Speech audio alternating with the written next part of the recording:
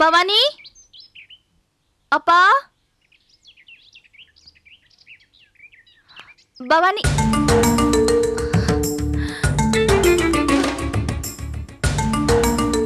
வாக்கா.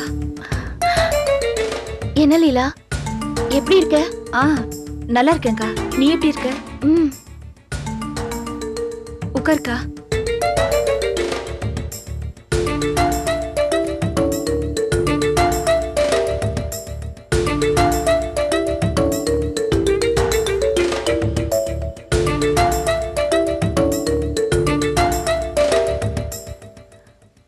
என்ன லீலா, என்னையே இப்படி பாக்குற?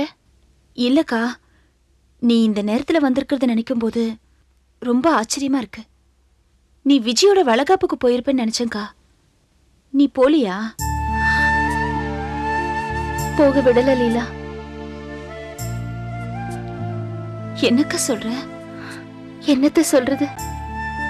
என் வீடு இருக்கே, அதுல எந்த திசையில இருந்து பிரச்சனை வரும், அந்த பிரச்சனையை யார் ஆரம்பிப்பாங்க, எந்த வார்த்தை தீப்பொறி மாதிரி பத்திக்கிட்டு சண்டை வளரும்னு கணிக்கவே முடியல. என்னக்கா இவ்ளோ அலுப்பா பேசுற? பின்ன என்ன லீலா, எனக்கு நடக்கிற மாதிரி யாருக்கு நடந்தாலும் அலுப்பு தான் வரும்.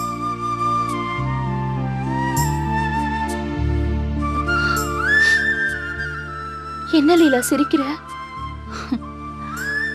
பின்ன என்னக்கா, இப்ப நீ சொன்னதெல்லாம் எனக்கும் பொருந்தும். உன் வீட்ல என்ன நடக்குதோ அதேதான்க்கா என் வீட்லயும் நடக்குது. எனக்கு பிரச்சனை எந்த வார்த்தையில ஆரம்பிக்குதுன்னே தெரியல. என் புருஷன் இருக்காரே, நான் தும்புனா கூட அதுக்கும் ஒரு அர்த்தத்தை கண்டுபிடிச்சிருவாரு.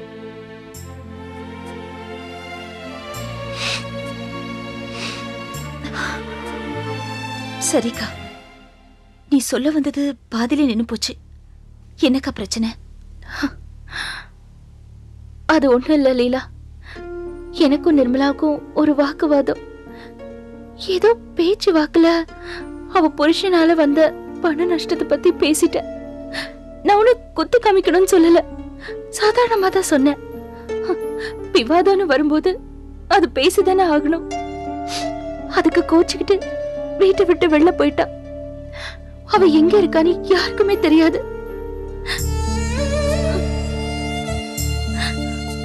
அநேகமா அவ ஃப்ரெண்டு வீட்டுல தான் இருப்பா. நான் என் பக்கத்துல இருக்கிற நியாயத்தை சொன்னேன், ஆனா வழக்கம் போல அது எடுபடல. வீட்டை விட்டு கிளம்பி போன்னு சொன்னாங்க, நான் கிளம்பி வந்துட்டேன்.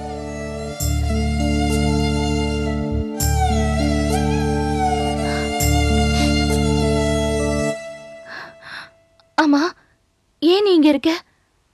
வளகாப்புக்கு போலியா?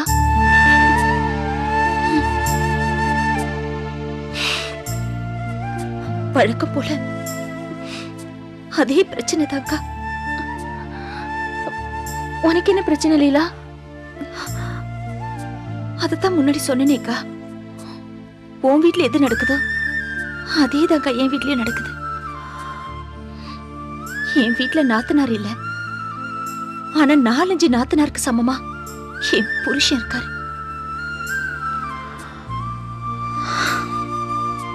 வழக்கம் போல சண்டை, கை ஓங்கிட்டாரு.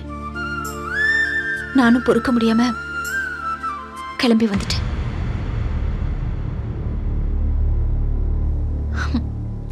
நல்ல வேலைக்கா, தனோக்கா இங்க குடி வந்ததுனால நமக்கு வசதியா போச்சு. இல்லனா நாம 2 பேரும் அழகருக்குள்ள தான் போயிருக்கணும். ஆமா லீலா, நல்ல வேலை. தானோ எனக்கு கொடைக்கானல்ல விலாசமும் அடையாளமும் விவரமா எழுதி கொடுத்திருந்தா. இல்லைன்னா அவ்வளவுதான், எனக்கு கஷ்டமா இருக்கும். நீ வீட்டுல இல்லைன்னா நான் வாசப்படியிலே தான் உட்கார்ந்துருப்பேன்.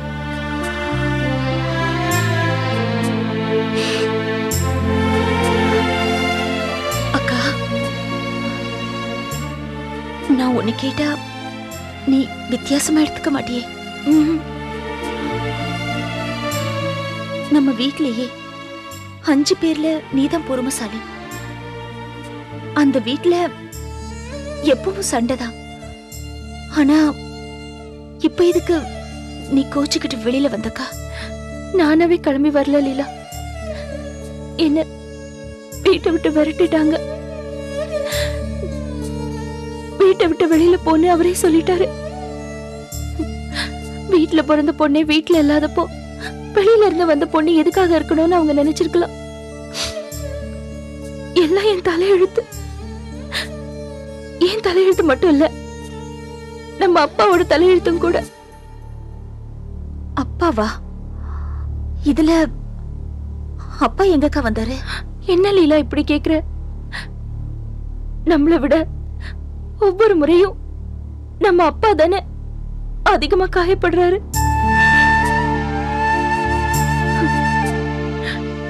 இப்ப கூட பாரு, பாவம் அப்பா விஜயோட வளகாப்ப முடிச்சிட்டு சந்தோஷமா வீட்டுக்கு வருவாரு.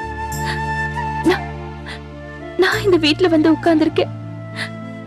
சரியா எனக்கு துணையா நீ கூட இங்க இருக்க. பாவம், ஒரு மனுஷனால எவ்வளவுதான் தாங்க முடியும்? அப்பாவுக்கு கொடைக்கானல நடந்ததே ஒரு ஜென்மத்துக்கு போதும். ஆமாக்கா,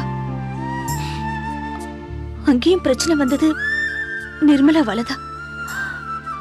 இப்போ நீ வீட்டை விட்டு வெளியில வந்ததும் அவளாலதான். அப்பா அவ மேல எவ்வளவு அக்கறையா இருந்திருந்தா அந்த பரிகாரத்துக்கு அவளையும் கூட்டிட்டு வந்திருப்பாரு. நீயும் அவகிட்ட பொறுமையா தானே நடந்துகிட்ட. ஆனா அந்த நன்றி கொஞ்சம் கூட அவளுக்கு இல்லையேக்கா. விடு லீலா, என் மேலயும் கொஞ்சம் தப்பு இருக்கு. நான் வளகாப்புக்கு போக கூடாதுன்னு அவங்க நினைச்சிட்டு இருந்தாங்க. அத புரிஞ்சுக்கிட்டு நான் கொஞ்சம் பொறுமையா இருந்திருக்கலாம். பொறுமை எழுந்துட்டேன். இனிமே அதை பத்தி பேசி ஒரு பிரயோஜனமும் இல்ல. விஜயை எப்போ கூட்டிட்டு வருவாங்க? சாயங்காலம் வந்துருவாக்கா. வளகாப்புக்கு தான் போக முடியல. இங்க இருந்து அவ வரும்போது வரவேற்க முடியுதேன்னு சந்தோஷப்பட்டுக்கலாம். காஃபி சாப்பிடுறியாக்கா? இல்லடா சொல்ல, இல்ல இல்ல வாக்கா. சடங்கெல்லாம் உங்க திருப்திக்கு நடந்தா சம்பந்தி? உங்க திருப்தி தான் என் திருப்தி. அப்புறம் என்னத்துக்கு இந்த கேள்வி? மாமா, எல்லாரும் சாப்பிட கூப்பிடலாமா? எல்லாம் போட்டலாமா? மாமா, இதுக்கு டிஸ்கஷன் எதுக்கு? ஃபங்க்ஷன் நல்லபடியா முடிஞ்சது. அடுத்தது சாப்பாடு தான். சிவராமா, நாங்க சாப்பாடு ஏற்பாடு பண்றோம். சம்பந்தி, வாடா வாடா, சீக்கிரம் வாடா. முதல்ல பிள்ளைங்க எல்லாம் சாப்பிட்டுட்டோம். நம்ம 3 பேர் அப்புறம் சாப்பிடலாமா? அதுக்கு என்னங்க மாமா, நான் கார்காரனுக்கு ஃபோன் பண்ணி கொஞ்சம் லேட்டா வர சொல்லிடுறேன். செய்தறேன். அப்படியே போய் பந்தியில போய் நில்லு. சரி மாமா, வா. போ நீ போ.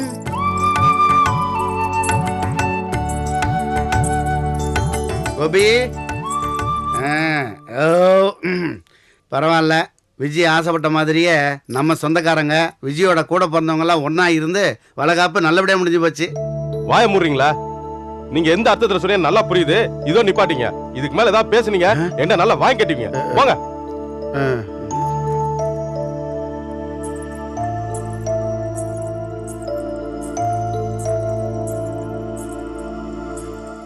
என்னங்க இது?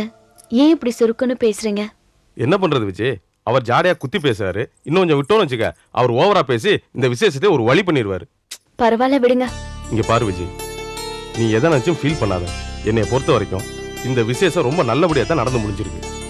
என்னதான் இருந்தாலும் லீலாவும் சரவக்காவும் வராதது ரொம்ப வருத்தமா தான் இருக்கு. அவங்களுக்கு என்ன கஷ்டமோ என்ன சூழ்நிலையோ அதனாலதான் அவங்களால வர முடியல. இங்க பாரு விஜய், நமக்கா எத்தனை பேர் வந்திருக்காங்களோ அதை நினைச்சு சந்தோஷப்பட்டுக்க, அவ்வளவுதான்.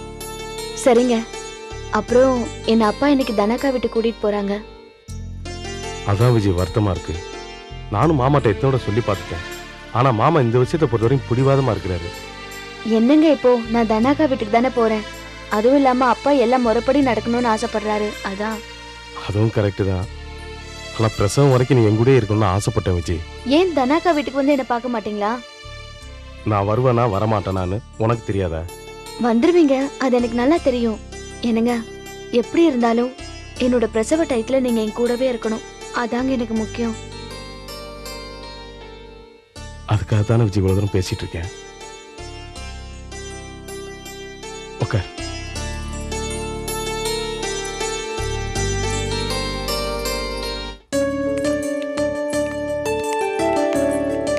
லீலா, லீலா, ஆர்த்தி கரைச்சிட்டியா? கரைச்சாச்சுக்கா.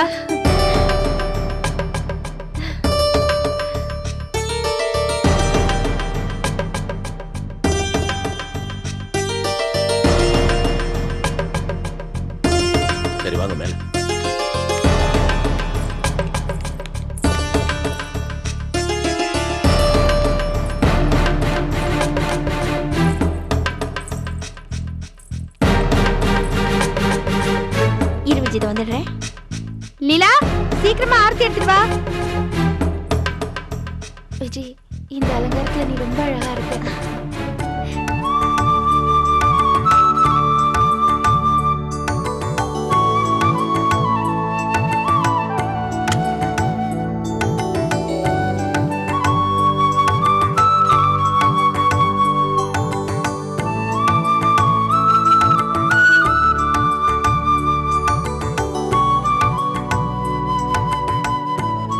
நல்லா இருக்கு.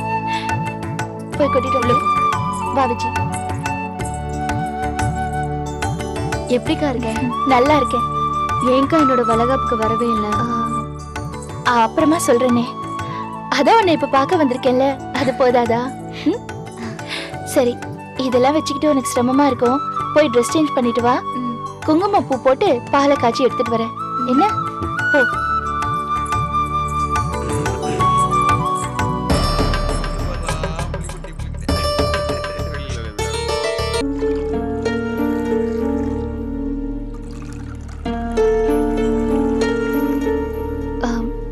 ஏதாவது சாப்பிடுறீங்களாப்பா? சரோ, உனக்கு என்ன பிரச்சனை? என்னப்பா, எங்க வீட்ல பெருசா புதுசா என்ன நடக்க போகுது? எல்லாம் வழக்கம் போலதான். இல்லடா, கோபி வீட்டுல இருந்து நான் உனக்காக போன் பண்ணேன். அங்க ஏன்பா போன் பண்ணீங்க? நீ கிளம்பிட்டியான்னு கேட்கறதுக்காக தான். உன் மாமியார் தான் போன் எடுத்தாங்க. என்னப்பா சொன்னாங்க? என்னத்த சொல்றது? குமரி தீத்துட்டாங்க. வாயில வந்தபடியில என்னெல்லாம் பேசிட்டாங்க. என்னால அதெல்லாம் திருப்பி சொல்ல முடியாது. ஏய், அதனாலதான் கேக்குறேன், அவ்வளவு பெரிய பிரச்சனை என்ன நடந்துச்சு? அப்பா, இப்ப வீட்ல எல்லாரும் சந்தோஷமான மனநிலையில இருக்கும். எதுக்கு கண்டதெல்லாம் பேசி மனசை வருத்திக்கணும்? அப்புறமா எல்லாத்தையும் சொல்றேன். இல்லடா சொல்லு. இல்லப்பா, அக்கா தங்கச்சிங்க எல்லாரும் பிரச்சனை இல்லாத ஒரு இடத்துல ஒன்னா சேர்ந்திருக்கோம். கொஞ்ச நேரம்பா, சந்தோஷமா இருப்போமே.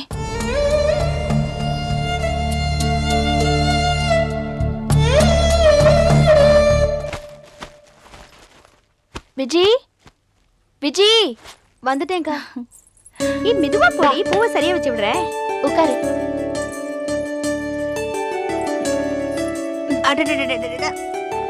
இந்தா பால் சாப்பிடு, சூடா இருக்கு. சரோ, என்னது இது? குங்கும பூப்பாலா? ஆமா மாமா. அப்போ இத கொடுத்தா குழந்தை அழகா பிறக்கும். அழகா மட்டும் இல்ல, சிகப்பா லட்சணமா பிறக்கும். அப்படி மட்டும் அவசரப்பட்டு முடிவு எடுத்துறாத. குழந்தை பிறக்க போறதுன்னு விஜயோட வயித்துல இருந்தானே, அப்புறம் எப்படி அழகா பிறக்கும்? விஜய் மாதிரி தான் பிறக்கும். எப்படி எப்படி எப்படி எப்படி எப்படி? ஏன் தங்கச்சி வயித்துல பிறக்கிற குழந்தை லட்சணமா இருக்காதா? உங்க மூஞ்சியை போய் கண்ணாடியில பாருங்க. அக்கா, அது வரை எங்க கண்ணால பாக்க சொல்ற? நம்ம தான் தினம் தினம் 10 நாள் போய் உட்கார்ந்திருக்கோம். அப்படி சொல்லு. ஏன் விஜிக்கு என்ன குறைச்சல்? அவ மூக்கு முடியுமா எவ்வளவு லட்சணமா இருக்கா? அவ புள்ள ரொம்ப ரொம்ப அழகா பிறக்கும். அதே எப்படி அவளை தீர்க்கமா சொல்ற? ஆமா, உங்களுக்கே குழந்தை அழகா பிறந்திருக்குல்ல, அப்ப விஜிக்கு அதை விட அழகா தான் பிறக்கும். அக்கா, உன்னோட குழந்தை அழகா பிறந்ததுக்கு நீ மட்டும்தான் காரணம். அப்படி சொல்லு பவானி. வர வர அழக பத்தி இந்த மனுஷன்லாம் கூட பேச ஆரம்பிச்சிட்டாரு பாரு. மாமா, என்ன நீங்க மட்டும் அமைதியா இருக்கீங்க? ஒண்ணு இல்லடா, நீங்க எல்லாம் பேசி சிரிச்சிட்டு இருக்கீங்கல்ல, பார்த்து ரசிச்சிட்டு இருக்கேன். இல்லப்பா, முகத்துல சந்தோஷத்தையே காணுமே. எதையோ நினைச்சு கவலைப்படுற மாதிரி தெரியுது. அதெல்லாம் ஒண்ணு இல்லடா.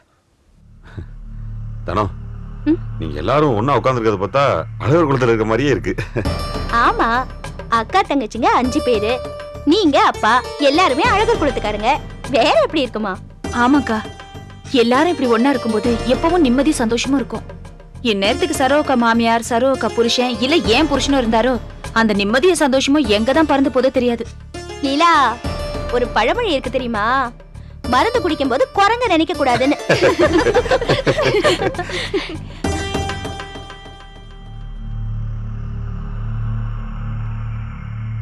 என்னப்பா, நாங்கெல்லாம் சிரிச்சிட்டு இருக்கோம், நீங்க அமைதியா இருக்கீங்க. ஒண்ணுமில்லடா, நான் குரங்க பத்தி நினைச்சுக்கிட்டு இருந்தேன்.